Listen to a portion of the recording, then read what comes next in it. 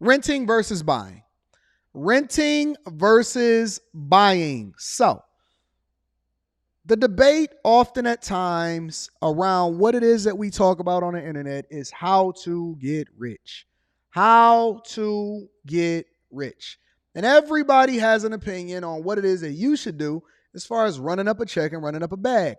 I personally believe that, or let me just revise this, because I actually haven't seen this video yet, but I've seen it pop up on my timeline from somebody that I watch.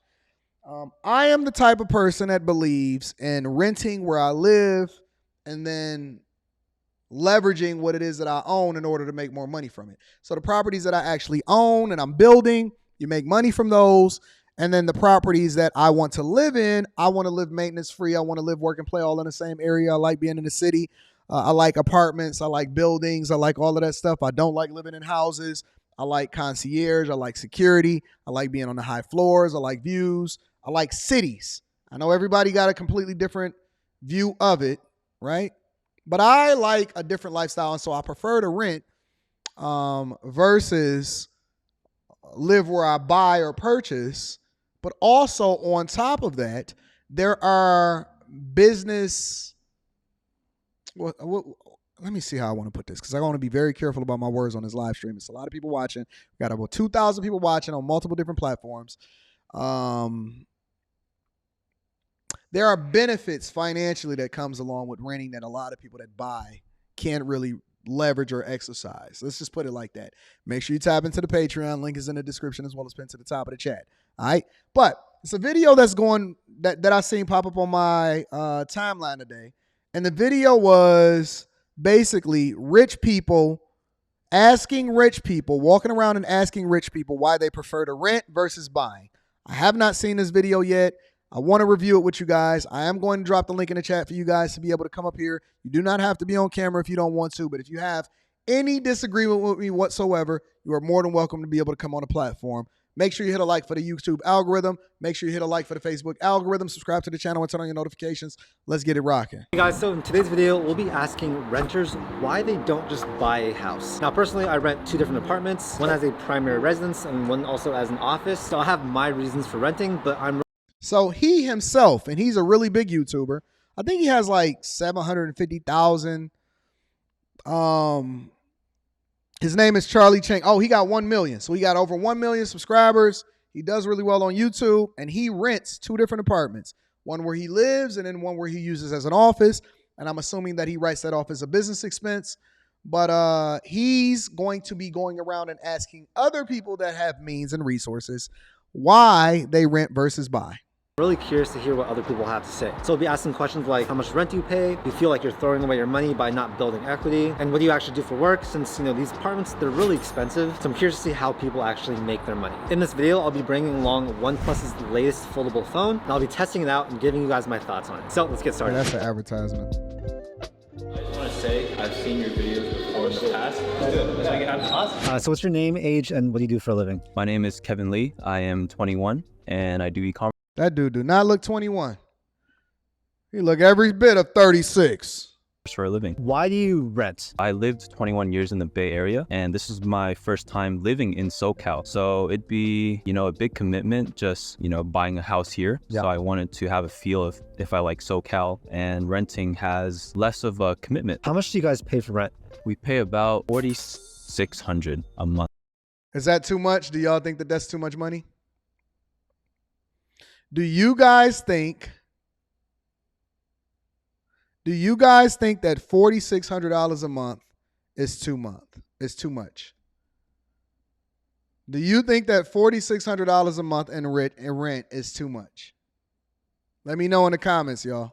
For a 2-bedroom. How much do you need to make to be able to afford an apartment like that? Maybe like 200, 300K a year profit. Is it worth it living in California? California has really good weather, really good people. Well, it really depends where you are, right? And this apartment helps with kind of filtering down the people. It might seem a little bit shallow, but I think it's important to, surround yourself with the right people, especially if you want to succeed and you want to be thinking about the right things. For myself, California is worth it, and I do see myself staying here for a long time. How did you get into e-commerce? E-commerce E-commerce was something that there was no ceiling to how much you could make. And then it also aligned with the reason why I wanted to make money, and it's for freedom of time to be able to be here, speak with you, freedom of location. My operations center is back in San Jose and I live here. And then freedom of, money, being able to afford this beautiful apartment, have, nice cars, be able to go out to a nice lunch after this. Can you share what you sell? So we sell BMW carbon fiber parts. We sell the spoiler, front lip, the grills, the diffuser, exhaust tip. We do performance parts as well. Nice. What do you drive? I drive a BMW M4. Okay. What's your most expensive monthly payment? Is it your apartment or is it your car or something else? That's a good question. It's actually none of those. The car is paid off. The apartment is actually very little compared to. He's giving you literally my lifestyle. He's literally giving you my lifestyle. He said, listen, the car is paid off, right? And my biggest expense has neither one of those things is my biggest expense. I'm curious as to what his biggest expense is. So the business expense. So the business expense includes fulfillment, the team. We're getting a warehouse soon. So it's mainly the business. And it's not in a sense where it's draining the bank account. It's more so an investment because that business provides me cash flow. And you're super young, you're only 21. How did you get started so early? Part of it is mindset and kind of like what pushes you, right? So for myself, when I left high school, I went to college for 1 semester and I realized that this was just like high school. And I didn't want to learn something that, I wanted to do from someone who's not doing it. And that was make a lot of money. How much did you start your business with? How much money? I started my business with just $2,000 and we've grown that past 6 figures. Which is one of the reasons why in the Patreon, listen, this cannot be any better than what it is right now. Shout out to everybody that's sending support for the show, which is one of the reasons why I am doing an Investing in Business series where I'm giving you guys the hopefully the financial support that you need in order to get your business started inside of the Patreon in late November. So that's going to be absolutely awesome. But he said that he started his business with $2,000, but his business biggest expenses is continuing to grow the business, which is exactly what you should be spending a majority of your money on. I love it. So when are you going to move to a house? When are you going to buy? It's really no rush for me right now. And even if I got a house, I wouldn't know what to do with all that space. Right. What's the best piece of advice that you've been told ever? This gentleman who is worth over 100 mil gave me this advice. And this was, you don't need to reinvent the wheel, copy it and do it better. Yep. Because everything in the world's already been done. What do I tell y'all inside of the Patreon?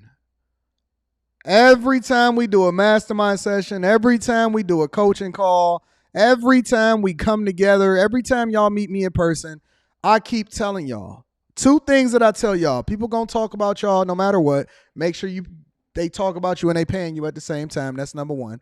And then number 2, I tell you guys that you don't have to be super inventive and super have this great idea. All you got to do is look at where it is that you can fill a gap, right?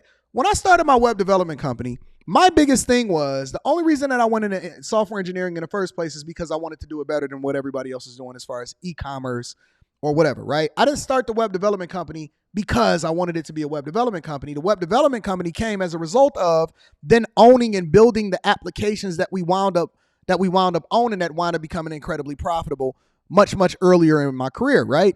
But here's the key though. Here was the key. Where we was trying to figure out, and this is one of the reasons why I sold my first app and I first got, my first bag, was we figured out what everybody else was doing and how to add a better experience to it. So we didn't go in and try to invent something. We looked at what everybody else was doing and we tried to solve a problem and fill a gap within the marketplace and create a better experience as a result of it. You don't have to reinvent the wheel. You don't have to do something. When you see something and you're an expert at it or you can understand it a little bit differently, you don't even have to take on that business. You can take on a part of the business. I'll give you an example. I'll give you a perfect example, right? He said that he's a part of and sells basically aftermarket parts for BMW, right? One of the things that I see all the time, even when it comes to the fact that my Porsche is still in the shop, they fixing it right now. I just got my Benz back or whatever, so on and so forth, right? One of the things is I find that every time that I have a problem or I have to take my stuff over to the dealership or I have to get something fixed, it takes a very, very long time for them to then get the parts because they have to order them from a part place or whatever, and there's so much demand for it, and the automakers are having problems and the suppliers and all of this stuff and unionized places and logistics and everything like that. The first thing that came to my mind was, man, if I had the capacity, I would start up a aftermarket parts place to where I would feel a need for some of the most in demand cars. Maybe it's Kias. The Kia boys is out here stealing stuff, and one of the things that Kia is having problems with is manufacturing enough parts to actually get these things fixed, in addition to solving for the rental problem, right? Or not the rental problem. It's in order to solve for the security problem of preventing people from stealing the cars, right?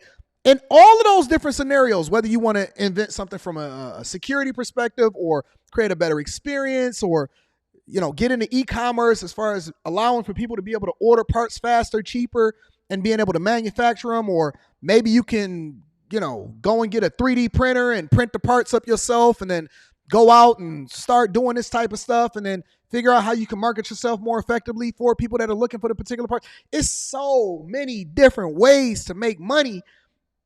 So many different ways to make. This is just stuff that's just coming up right off the top of my head. When I walk around, I see opportunity. When I walk around and I see stuff, I'll be thinking to myself, man, you can make a lot of money from that. And I think about it every day, all day, every day, all day, every day. That's all I think about every day. I see stuff, I'll be like, man, it's a market opportunity for that. Man, if they just marketed themselves a little bit differently, man, they could fill that need.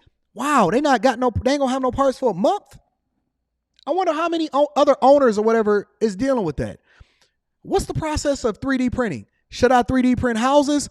That's how I started building houses. It was a void in the marketplace because I didn't want to participate during the pandemic of the low interest rates, which then drove up the prices of houses. And the Patreon members will tell you, that's why I started buying land. I didn't just come up with the bright idea of start buying land in order to start building houses myself.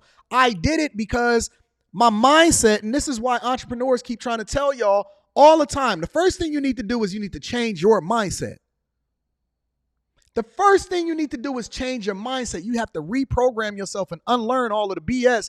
The minute that you stop running in the victim Olympics is the minute that you start opening up the possibilities for how you can start making money. I will never be broke because there's too many ways for me to get a bag, and I don't need anybody to give me an idea. All I have to do is go out and participate in society. The idea will then manifest itself by me seeing where the voids are in the marketplace. You fill a void in the marketplace, you then get rich as a result of it, right? So my point is this.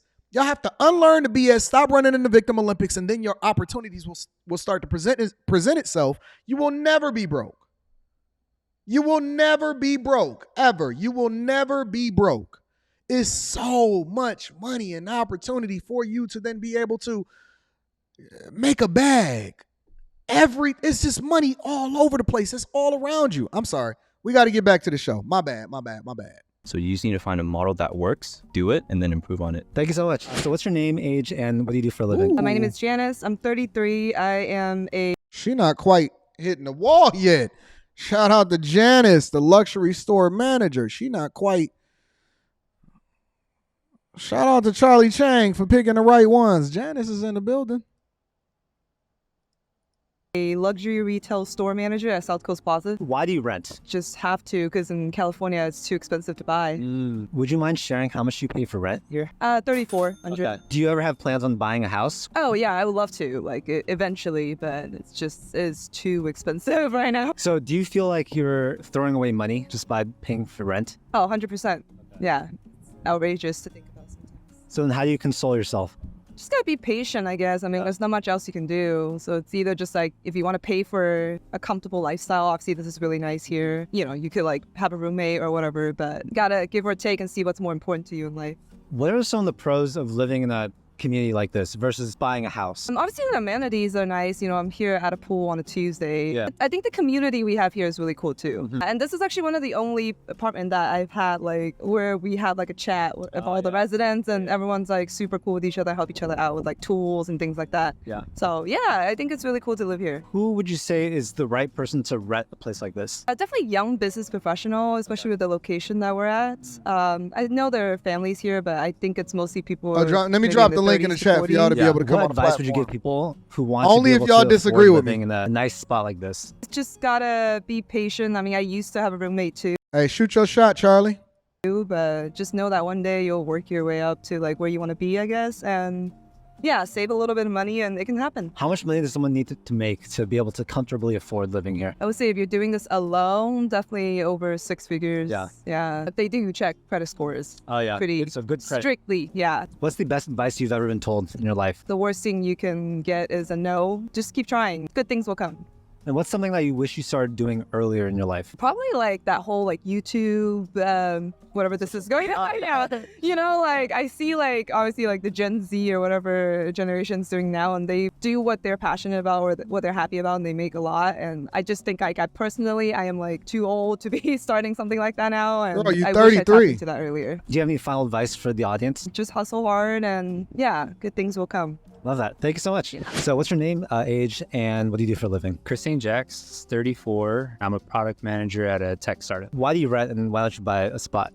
Yeah, so we actually did own and now we rent here. So this 12-year lease is kind of our in-between. How has it been so far? Like, how would you compare an apartment like this versus where you had before? For my wife and I that don't have any kids, there's not considerations for like school districts. But yeah, I mean, having the amenities, having the like location that we have here, like makes renting worth it. And can I ask, how much do you pay for rent? $4,300 a month. How much do you need? So it looked like the majority of these people paying somewhere between $3,500 and $4,500 a month for rent.